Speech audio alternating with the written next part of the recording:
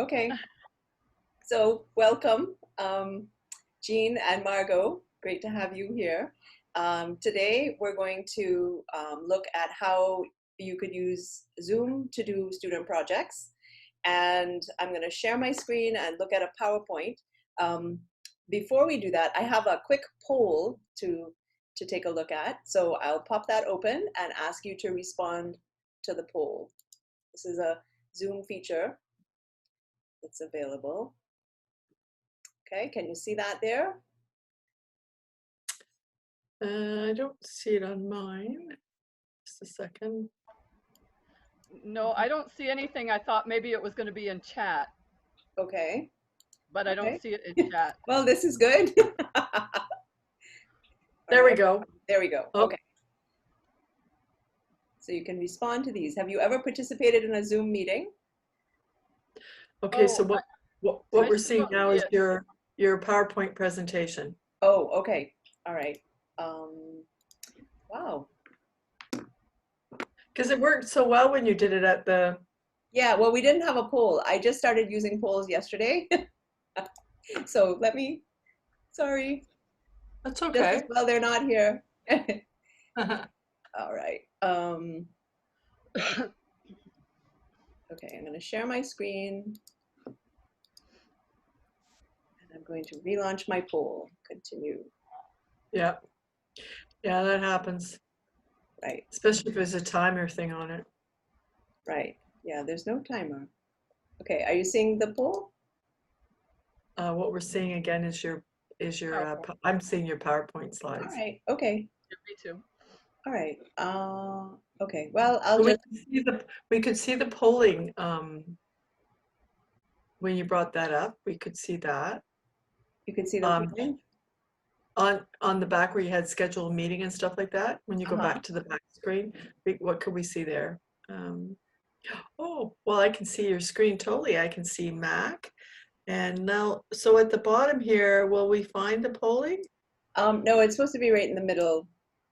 Oh, okay. Okay. Well, anyway, I won't use it because that was a new thing. I used it with my class last night and it worked, but I'm not sure what I didn't do this time. So I'll skip that part. Oh, that's cool. Yeah. Yep. That was like a pre-test, post-test because I actually sprung for the full version of Zoom so I could get all the features. Okay, so now are you seeing my screen with using Zoom for student projects? Yes. Yeah. Right. Okay, good. So we'll go through this. Different Zoom features that we will be using or talking about today are chat, downloading a document from the chat, sharing screen, which is what I'm doing right now, sharing computer audio, polling, which we're going to skip, and breakout rooms. Okay, so the first thing we're going to do is if you can find your chat window. Does everybody know where the chat is? Yep, got it. Okay, there's a file posted in the chat called Questions for Micro Teaching. Second here, everybody, Kelly. I'm not seeing the file yet. Okay, I will read. So you can click on the file. There's a thing that says file on the side. I think it just, then you just to your computer. Will that work? Yep. Oh no, there's no file name, so I don't think there's a file in there. Okay. All right. Yeah, it was clear when we did that the other night. Okay. Yeah, it was right there in the chat, easy to see. Okay. Yep. I'm putting it in the chat. I put it in the chat before everybody came in, but hey, well, this is how things go, right? Yep, exactly. It's just as well we don't have more people. File. Okay. File. Computer. Yeah, so they must have timed out or something. Time out. I guess. I'm not sure. Yeah. Okay, so now there it is. Yes. Yep. Okay, great. So if you can click on that to let it download. And then so we're actually clicking on the download part, right? Yes. Okay. So you'll have the questions. Second here. Oh, it's telling me I already have it. Do I want to replace it? Okay. Yeah. Right. And then you can click it again to open it. Oh, shoot. Well, if it wants to, if it's going to be nice and let me do it. So I'm able to download it now, and I saved it, so I'll go there and just do that. Okay. So What was the file name? questions from micro teaching. Okay. Okay, so we'll need that a little bit later, so you can hang on to that. In our original presentation, we didn't have, we had one of each of us in the breakout room, so we were able to do that without having all the participants download the file. Right. Okay, I got it here, Kelly. Great. Okay, Right. so you can just leave it there, open on your desktop, and come back to the meeting. So you'll see my Zoom presentation. Okay, everybody back in? Yes. Yes. Okay, so the assignment we were assigned to do in the Cuddle program was to present a 10-minute Zoom presentation, to create a 10-minute Zoom presentation. This was a group presentation, and we were using the BOPS model, which is a particular model of lesson planning. And we're going to create a 10-minute online Zoom presentation on the work of Benjamin Bloom. And we were supposed to use some of the different features in Zoom. And we were using a narrated PowerPoint or a video or other technology. We needed to demonstrate some of our technology skills for this assignment. So we are the Yellow Erasers, Camille, Arlene, Ray, Marsha, Kivan, and I'm Kelly. And today we're going to be presenting on Benjamin Bloom and specifically his taxonomy. Let's start off with a little scenario. You, as a lecturer, have begun working with a class of 200 students. All your lectures have been well attended, and your students seem very keen and eager to learn. You set your exam, multiple choice questions, and you wait for the results. You're really confident that your students will perform very well. Exam results come out, and all 200 students in your class scored A's. Now your head of department wants an urgent investigation. You were called upon to explain. So what went wrong? I guess that depends on perspective if you're the teacher or one of the students in the class. What have we learned about education theories so far that could help us solve this problem?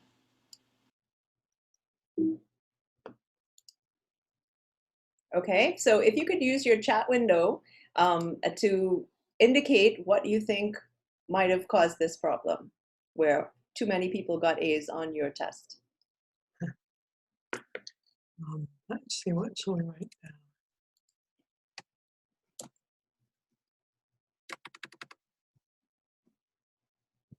Test was too easy, Jean says.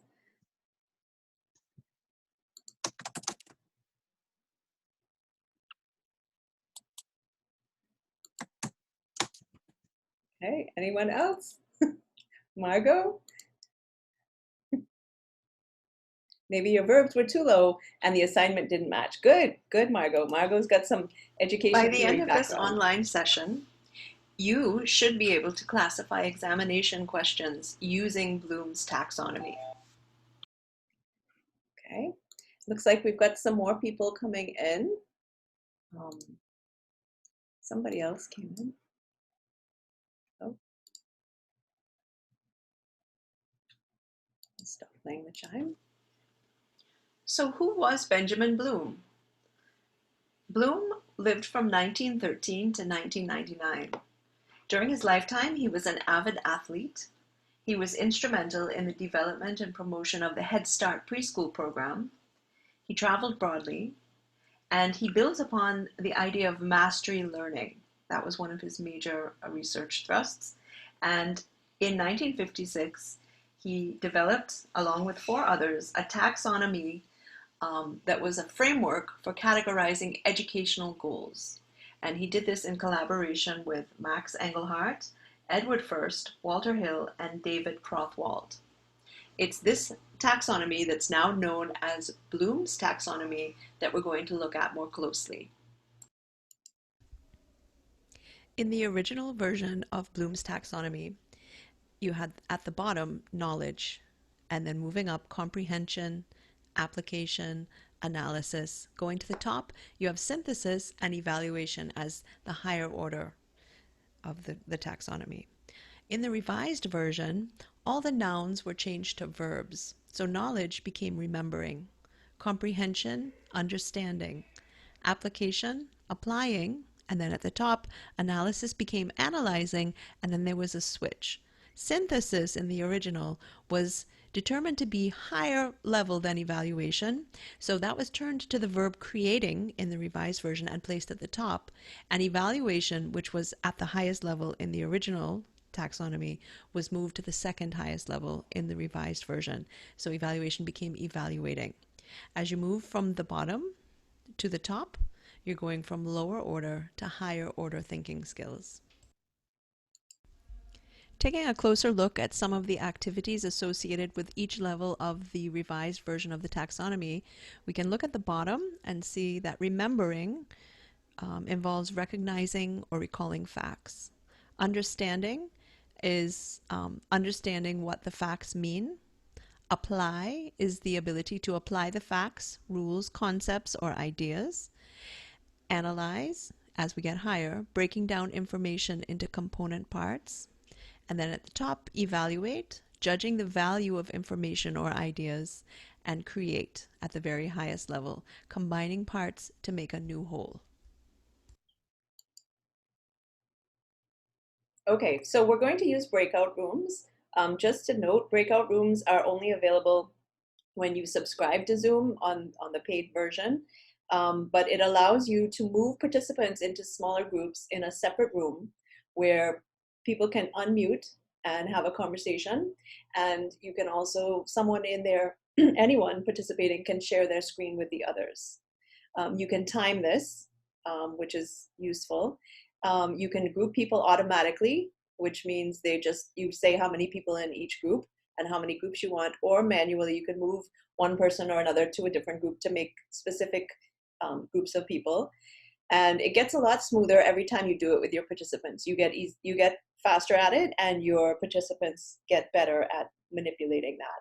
So right now, I'm going to put you in breakout rooms, and I'm going to ask that when you get into the breakout room, that someone shares their screen. You can decide who's going to do it, and everyone should stay unmuted and have a conversation about these questions that are on the document that you downloaded earlier.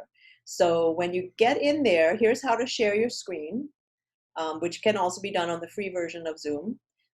You see your screen here on the left where you see the picture of me, and down on the bottom, there's a button in the middle that says share screen. So you click on that, and then you get the image that's on the right. It looks something like that depending on what you have open on your computer. You're going to click on the Microsoft Word document questions for micro teaching, which is the document that you downloaded at the beginning. Sorry. And if you're going to be using a video or anything like that when you're teaching, there's the document, right? You can click on share computer sound, right? Which is helpful. We don't need to do that today, but that's just to note the button is there. There's also a button option to check for optimize screen share, right? And when you choose what you want to share, which document, and you click, if you need one of those buttons checked, then you're going to click the share button, okay, over on the right. Okay, so when you get into the breakout room, I want one person in each room to share their screen, and then you're going to have a conversation, okay? And what you're going to do with the document, one person's going to share the document, and then everyone in the breakout room is going to unmute and have a discussion, read the 4 questions, and for each question, decide which level of the taxonomy, there's a picture of the taxonomy there, which of the levels the question would fall on. Okay, any questions? We could use the chat window, or you could unmute and ask. Good to go. Okay, great.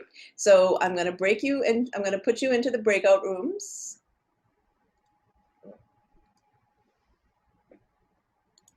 I hope.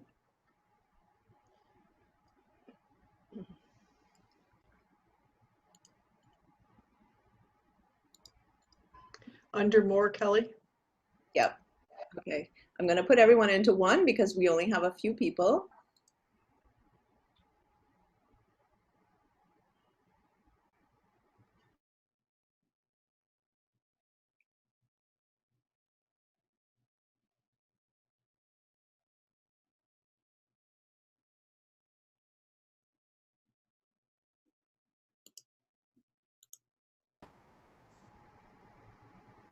Okay, so All right. we're in a breakout room. I came in along with us because we are a small group. And I just Oh, there, Great. you shared. Yay. There it is. Okay, and Sabrina joined us. Welcome, Sabrina. You could click unmute at the bottom, on the left bottom. Okay, so you guys are going to look at these questions, and the image of of Bloom's taxonomy is on the right on the butterfly wing, and you can decide which of them, each of the questions, which level of the taxonomy it lines up with.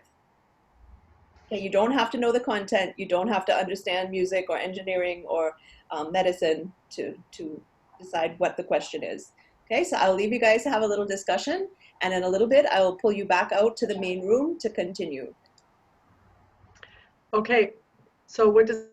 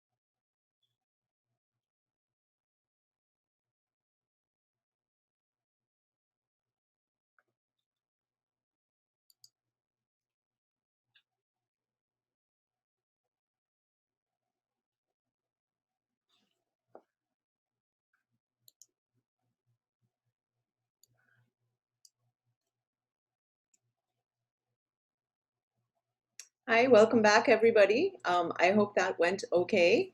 We're going to be, went great? Margot? Yeah, it went great. Okay, good, good.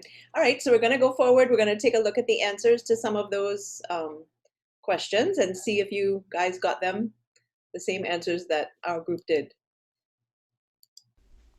So how did you do? Let's take a look back at the questions again.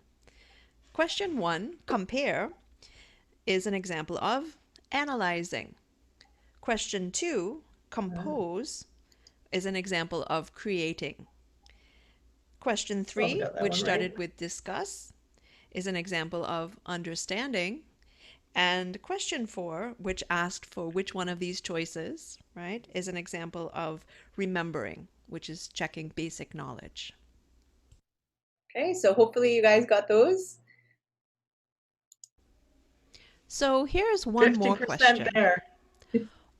Where would the activity that we just completed fall on the revised version of Bloom's taxonomy? Think about it for a moment. We used our knowledge of Bloom's taxonomy to categorize different examination questions and determine which level on the taxonomy each one represented. Think about that for a moment.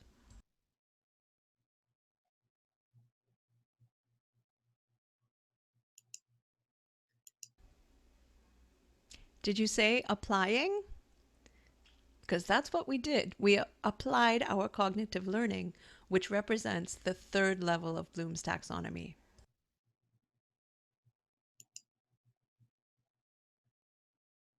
Oh, I thought we were analyzing. Okay, it could go as far as analyzing, using the criteria, using the taxonomy to even I'm going to say evaluate. Yes, I guess there's some room for discussion there. All right, So in summary, today we started off with a little scenario in which too many students got A's on the test, and then we looked at Bloom's taxonomy as a possible way of addressing this kind of problem and guiding standard setting. We looked at some exam questions so we could determine what level they were on the taxonomy.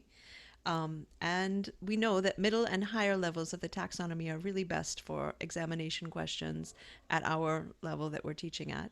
And we're hopeful that you can now apply Bloom's taxonomy when designing your own examination questions. Okay, so that was the presentation that the yellow erasers did for our assignment for the Cuddle class we did it in the last academic year. So we used Zoom and we used the breakout room feature and we used the share the screen feature and we used the chat feature. And we narrated the PowerPoint ahead of time so that all I had to do was click through and most of the explanation was pre-recorded. Except for a couple of places where we needed to give the instructions or take questions and things like that. So we use some of those different features of Zoom. So this was an example of an actual assignment to do a Zoom presentation. Okay, does anyone have any questions or comments? It's just a small group with us here, so if you'd like, you can unmute to discuss anything.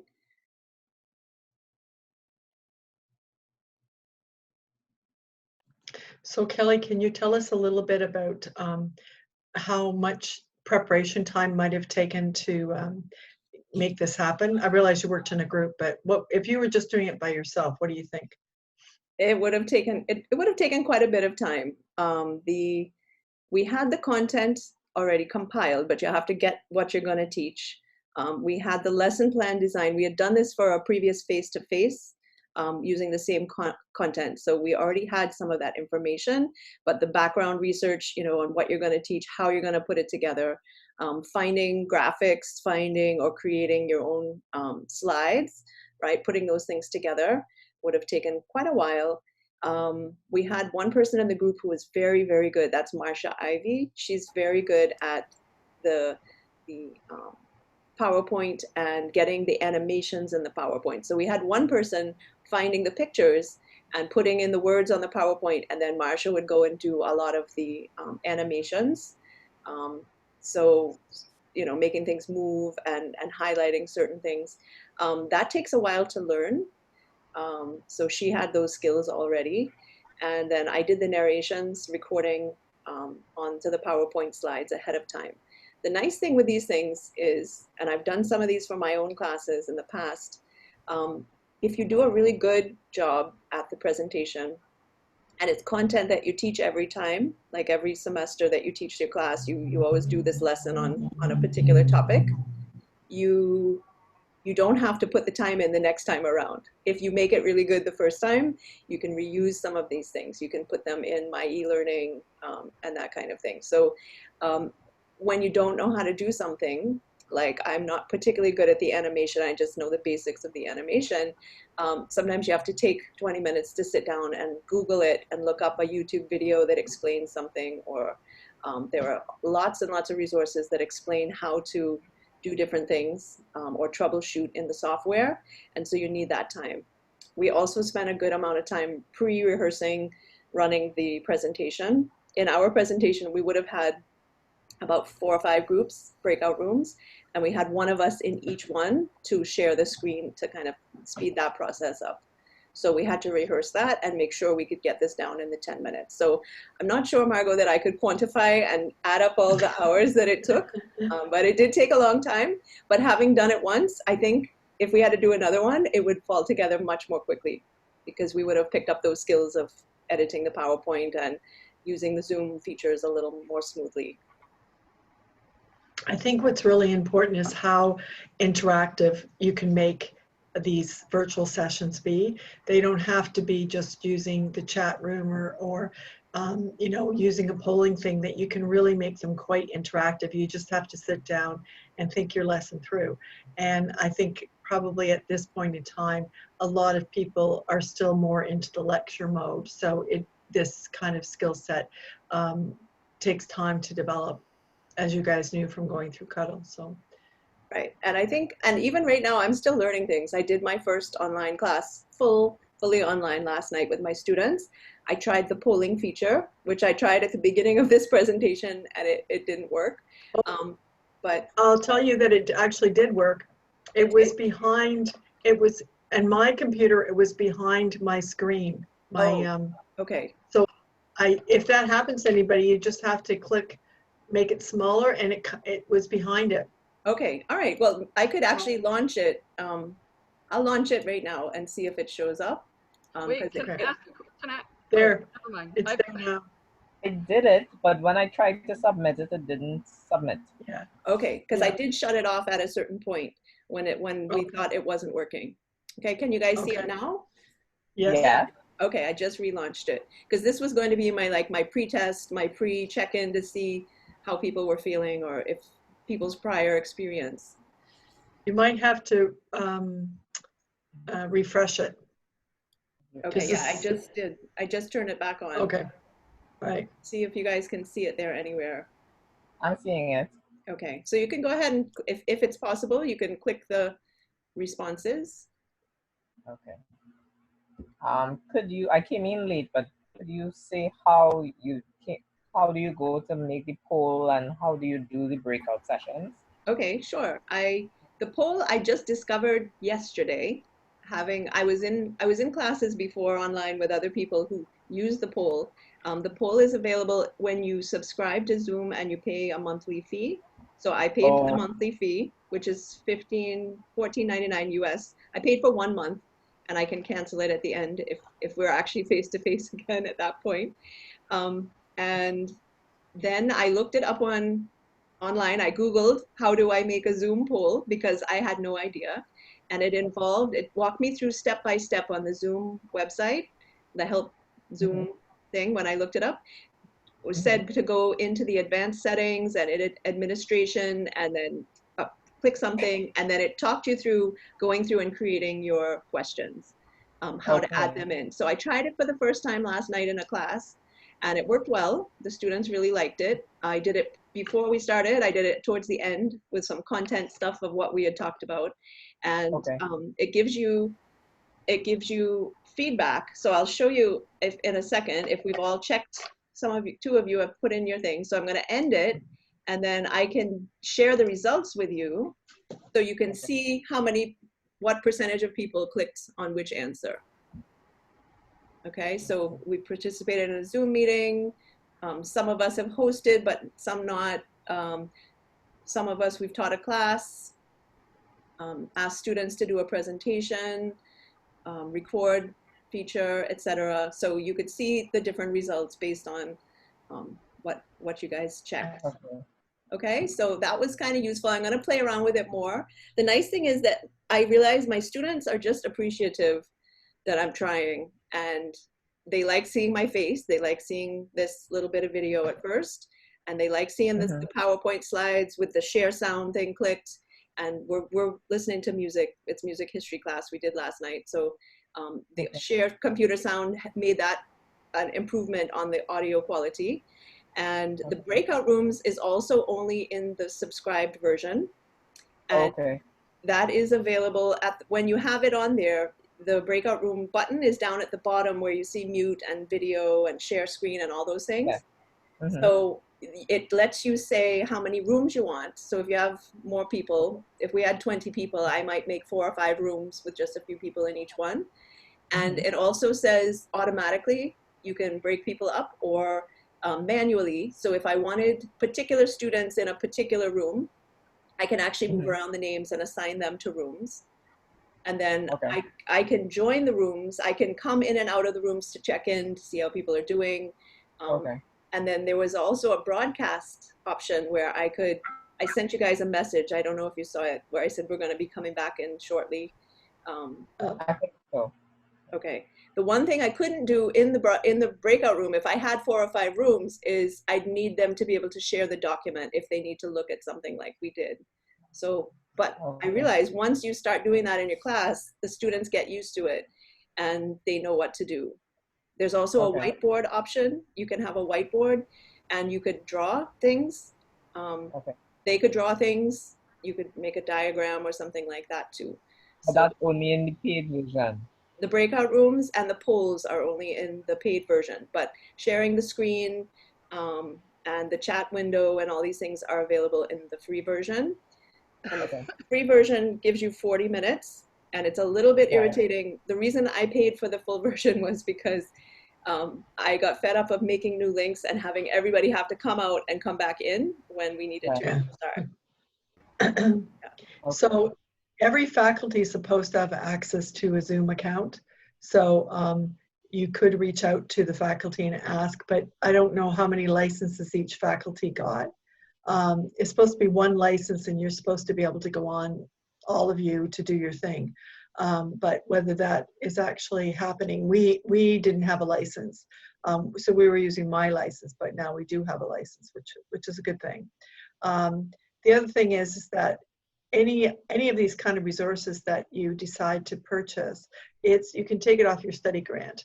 So so that $500, $150, or if you can, shut it down over the summer when you're not actually teaching, or the semesters you're not teaching, then you just submit that when you put your study grant money in for the year.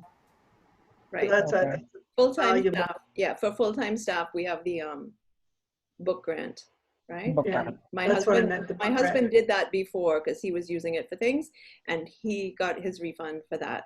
But I only paid for 1 month. It's going to automatically renew, but if I cancel it before that, it'll just be the month. So I can just opt to how many months I want to pay, and then I can submit that to get the money back. Sorry, how much a month? It's 15 US. 15. Yeah, so I use my credit card to pay for it, and That's not bad. 15 years is not bad. no, it's not bad for the month, and especially the next couple of months for us. I don't have to make all those extra links and meeting invitations, and I get the breakout rooms and the polling and things. I'm just trying different things every day a little bit more. The students are encouraging me. They're very supportive. No, miss, it's okay, it's all right, we'll get it, and I get better each time I try different things. So I think we have to look at it that way and not be a perfectionist and think it's going to be perfect the first time. And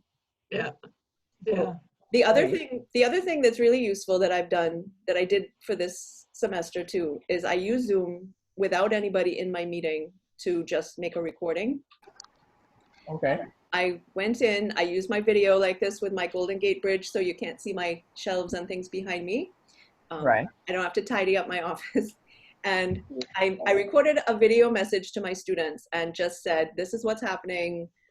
Everybody's in this together. We're not going to have face-to-face classes, and this is how we're going to deal with particular classes that I'm teaching. We have some different ones. And then I sent the link around. I put it on my YouTube channel and I sent the link to everybody, and they really appreciated it. They liked seeing me and hearing my voice like they're used to doing in class. And I got a lot of positive response from it. And you can also use it to record your lecture. If you want to do it beforehand, you can share your screen. My husband's been doing that. He shares his screen, he records himself talking, he goes through all his slides, he explains everything, and then he puts it on my e-learning, so that if they can't attend the live face-to-face that he's going to do where they can ask questions and things, they could go there and just get the straight lecture. I have a question. Sorry. I was just going to say that this is, you'll find that Zoom is a little bit easier to use when you're doing the kind of things that Kelly's been showing us, as well as making your own recordings, because it drops down immediately into your onto your computer, or it can go into the cloud, and then you can put it into your video channel. Whereas in Blackboard, it's going to save it into the Blackboard system, and we're not 100% sure how much in there in each person's account will you be able to put all those videos. So that'll be an interesting thing to find that out. I think that they're going to have to expand the license to be able to put a lot of videos in each person's account. So so there's advantages and disadvantages. So if you're teaching a really big class, more than 100 students, you can't use Zoom because it only allows you to have 100 people in it, at least the ones that we can afford. The other aspect is that the Blackboard Collaborate allows you 250 students in it, but my question would be, if you have 250 students in, I hope that people aren't just going to just lecture and then that's it, because the students wouldn't be able to ask questions. So you have to figure out a different way to have some type of interaction, whether you record the session while you're doing it and then have them come in into groups or something like that. So there has to be a little bit more thought through that. And unfortunately, everybody's just push, and we, most people are just surviving in survival mode right now. So, so those are my thoughts. Okay. So One thing. in terms of Yep. sorry, Ms. Ramlal, your preference would be Zoom over Blackboard. Yes, I've used both. I was an online student. I did graduate programs in that were online, and I prefer the new version of Zoom at the moment. I think Zoom is a little bit ahead. The other advantage of Zoom is that, based on feedback from other people using it, is that the bandwidth usage is less, especially if everybody turns their video off except the presenter, and it's a little more stable and less likely to have lag and things when, like I said, I'm using music, so I'm showing videos and doing audio stuff. And so sometimes when the internet's a little overwhelmed, it can get choppy, whether it's coming from me or whether it's some of the students where they are. And I think Zoom uses less, especially if they keep their cameras off. And as the presenter, I have the power to turn their cameras off, and I could mute people too if I need to, so that we can get quiet in the background and all of that. So it's useful. So I prefer Zoom. Okay. Thank you. Okay, and one tip that I had that I wanted to mention, if you do create something like how I have this narrated PowerPoint that I could reuse if this was what I was teaching in my class, if you don't make any references to the current situation, like no COVID, no good morning, good afternoon, good evening, it's Monday or Tuesday, if you make a good quality item, you can reuse it in subsequent classes. I did some makeup classes once, a couple years ago, using screencasting and things like that for when we were doing program review and we were all in meetings and couldn't have our normal classes sometimes. And I said, oh, well, we're doing this program review and this is happening, and sorry, I'm not in class, but and your assignment that's due next week will be due the next week, and I gave dates and stuff. But if I hadn't done that, I could have more easily used that video for a subsequent class or even for a review for students. And so I've got to get in there and edit those things out. So Yeah. if you're really Okay. careful to be neutral about your content stuff and just have that by itself, you can do a separate, like my video where I explain what we're facing right now, and this is what's going on, and your projects are going to be due later, and that kind of thing. So if you separate those, it's more useful in the long run. And that big, heavy investment of time that you put in up front to make something that's credible will pay you back years later down the line when you can reuse these things. Yeah. And I think that's a really good point, Kelly, about the timings, because we're using some of the resources for Cuddle for teaching things, and I've had to go in and edit out Cuddle, or and sometimes you can't edit it out, so then you're stuck with it being in there, and so and I realized that as soon as I went to the first one, and I went, oh, that wasn't a smart thing on my part, was it, to do it that way? But I did it, so now then you have to judge whether you want to spend time editing or whether you just want to spend time redoing it, like re-recording it. The one thing that I would recommend everybody, if you're using PowerPoint, is to put your notes on your recording that you're going to do in the notes section, so that if you do have to re-record it, it's right there, and you can just quickly do it. You don't even have to think. Just take out the references to whatever it was originally for, and then just re-record it. So, Right. I And have I a did. question. Sorry. I have a question about how you're accessing the recordings after, or how you're making them accessible to the students, because I Okay. can see them in my list of recorded meetings, but then how do I change it over and get it so they can get to it? Okay, so if you hit record when you start or when you want to record, and then when you finish recording, it asks, or at the beginning, it asks you if you want to record to the cloud or you want to record to your computer. And I record to my computer, so that at the end it automatically produces a file for me. And I get to specify, the first time I got to specify where I wanted it. So I just said, like everything else I have, it's on my desktop. But you could have a file, right? You could have a file where it goes in every time, and then you can get to it. Those files are relatively small, and those unedited, could just be put onto my e-learning, for example. You can upload those. That's what my husband is doing. I sometimes go into editing software, like I have a Mac, so I use iMovie, but on the PC, you have your editing software. You can pull your video in there. The one I did with my introduction and things, I put my office hours and I put my contact information and things on bottom, and made headers and different things. I also cut out places where I said where I was trying to think of what to say next. But when I create that out of my iMovie, then it's a much larger file.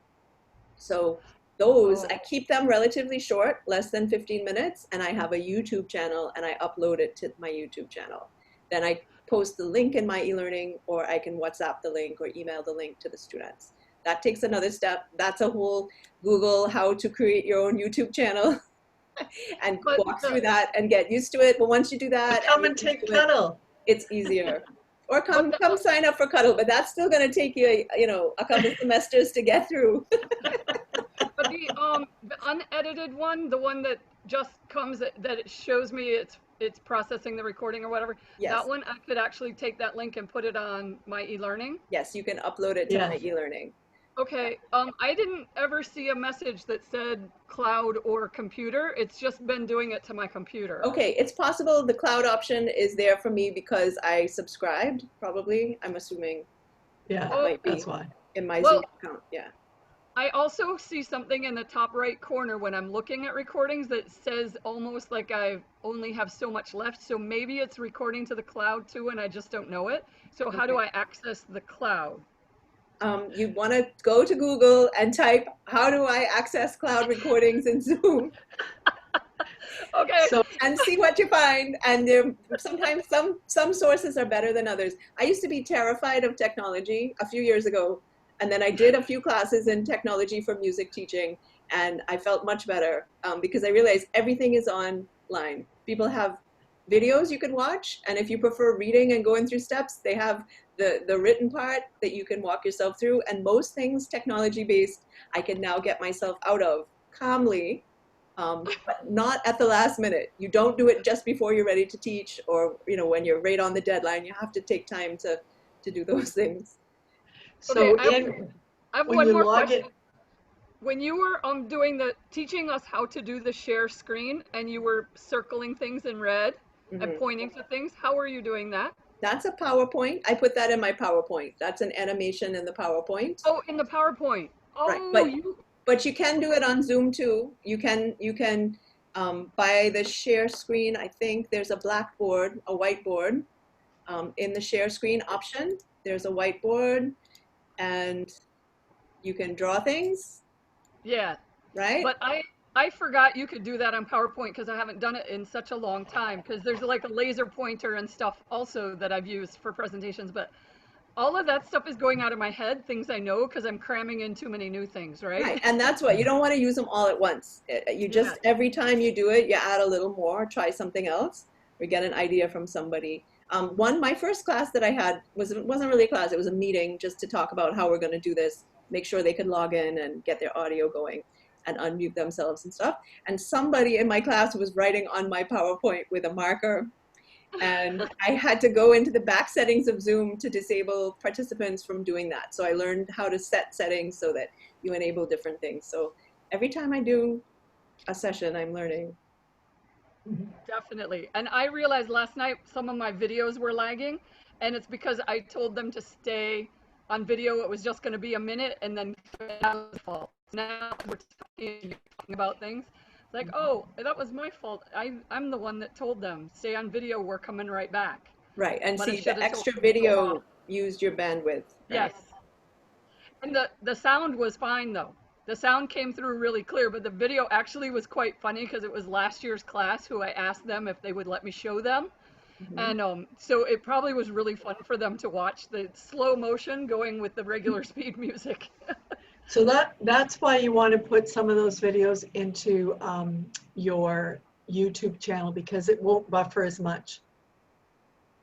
Okay, right. So actually, Kelly and I were talking about that the other day, and so it was a real short, like a 1 minute video, 3 1 minute videos that I put in, and the first one worked fine, but because I didn't tell them they didn't tell it when it was coming up, and they were all off video at that point. But then when I said, okay, everybody put your video back on, and we came back in to talk about what's happening, and I said I wanted to see their reactions to what they had seen and heard. And then I forgot to tell them to put their video back off. Oh, Right, but yeah. you can actually do it yourself too. You can undo everybody's video, and you can mute I everybody. heard you say that. Yeah. Yeah, I heard you say that, and I thought, oh, I was supposed to remember that too. But just Right. like you said, every But time each time, try and learn one new forget and thing. remember. Right. Yeah. So you're not overwhelmed. Practice makes perfect. It does. It does. And that's why Jean has been on with me. Another colleague, Janine Remy, has been on with me. My husband's been on with me, practicing, trying out things. We get on and we try each other's things. Like, okay, let me show you my stuff that I'm going to use in my class, and then troubleshoot and try to preempt the problems.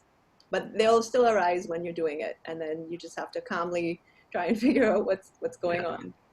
Well, and that's really all about knowing your learning environment. So when you know your learning environment, so this is an environment that you're teaching in, is once you know more about how it works, it becomes really easy, and you look like a smooth little presentator there. And they think, oh, she's been doing this for years, but you've only been doing it for a short period of time, right? Right. So, And I learned the polls last night. So, now I know if they can't see it, they've got to go behind the window and look for it. Yeah. Yeah. So, all right. Well, thanks you guys for coming out. Are there any other questions, comments? Thanks, Sabrina. She found the thumbs up reaction. Thank you, Jean. And the So students thank you also. so much. Yep. I was just going to say thank you so much, Kelly, for sharing your expertise in this with the rest of the university community. Thank you. I'm not sure I'd call it expertise. It's more my experience, right? But thank you. Thank you. It was good to see you all this morning. And I will work on the video, so I'll send it to you, Margot. And perfect. And then if anyone else wants to watch it later, they can. Thanks, Kelly. Okay, thanks you guys. Yes? So I have a group, I have group presentations coming up for the students. I'm just wondering how to do it using Zoom or Blackboard. I know. What would you suggest? All right. well, I haven't tried it myself. This was me as a student doing this one with my group. How big is your class? Maybe about that class is maybe about 22 students. Okay, good. Right. So I think in this current situation, you may want to let them choose their own group.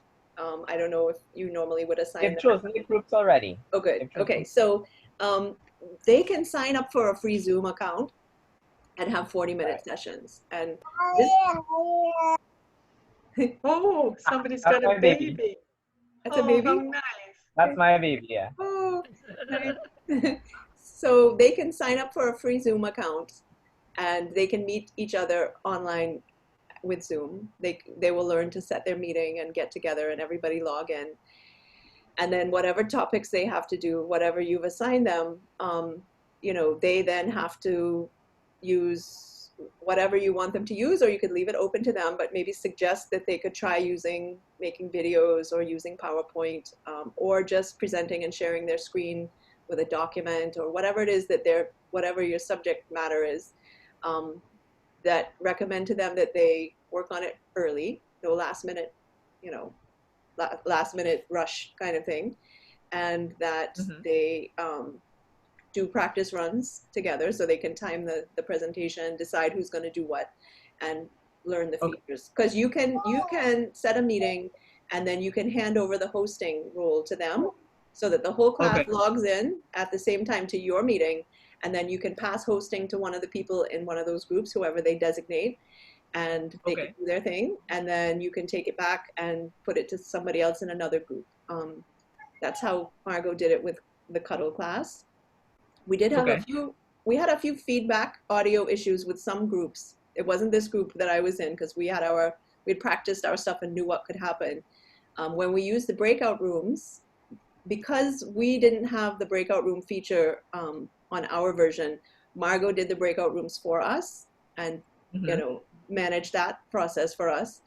And we had some people who were actually in the same room with each other, which hopefully they wouldn't be in the same room, but some groups, there were 4 people in the room at the same time. And that caused audio feedback. It also it was only one computer logged in, and it looked like one person in the breakout room, but it was really 4 or 5 people in the room together. And that was really challenging. So each person needs to be logged in separately on a device at the moment that they're doing the presentation, and not sitting in the same room. But you could try it, and well, no, nobody's supposed to be sitting in the same room now anyhow. So right, exactly. So hopefully they'd all be home somewhere on their phone or their tablet or their computer. It is going to affect some students differently, and that depends on their access to the technology and their internet, and how many people in the house are using all that internet and space and that kind of thing. It can be very challenging. It's challenging for some of us. It's challenging for some of the students as well. So I'd say maybe extend your deadline of when it's due and give them plenty of time to start working on it. I find my students at the moment seem quite bored with being home, and they're quite happy to have assignments to do again and lectures and things that they've got to get back to. They like that kind of normal, with a little pressure. They will welcome the week off with less pressure, but I think they're ready to resume. And if you really tell them realistically, unless you're already a technology whiz, some of them think they are, but if they haven't used the software before, it does take practice, and it will take longer than it would if they were going to just do a face-to-face classroom presentation where they could meet 2 days before and cram something together and, that kind of thing. So that's my best advice. I'd love to see it when you get it done, right? If you record any of your sessions. Yeah. And then we could share, among staff to say, how people are doing it differently. Well, that's a good idea, Kelly. Okay. Thank you. All right. Thank you. Have a good day, everybody, and happy teaching. Thank you. Thanks. Bye. Bye. Thanks, Kelly. Yep. No problem.